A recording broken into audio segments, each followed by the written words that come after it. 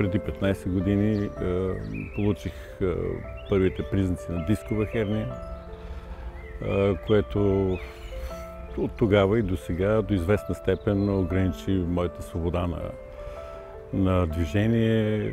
Имах изтръпване на кръг, болки в кръста и в един момент се наложи вече оперативна намеса. Добре дошли в Национална специализирана болница за физикална терапия и рехабилитация. Пациентът има оплаквания от болки в кръста.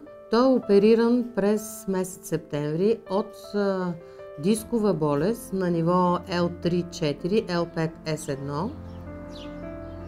Най-тежкият момент, всъщност, при възстановяването ми след операцията бяха първите дни, даже и месеци, 2-3 месеца.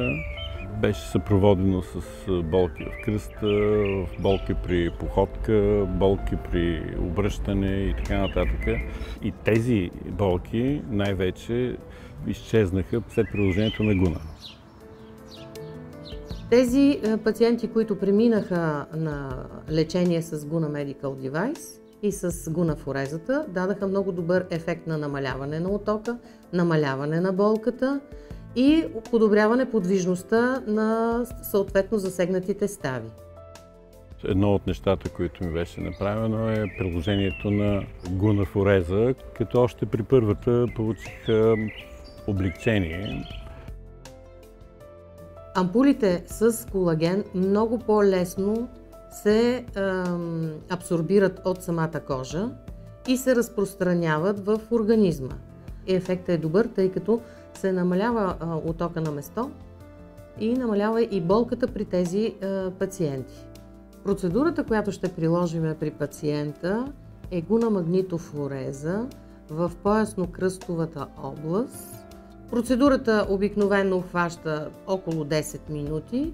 За този период от време ампулата заедно с гела изцяло се втрива в кожата. Сега започваме да правиме курс от 10 дни с цел намаляване на болката и възстановяване подвижността на гръбначния стълб. Всъщност, благодарение на препарата Гуна и приложението му, сега вече се движа по-спокойно. Мога да извършвам даже и домашни физически дейности, които трябва да се извършва от един мъж.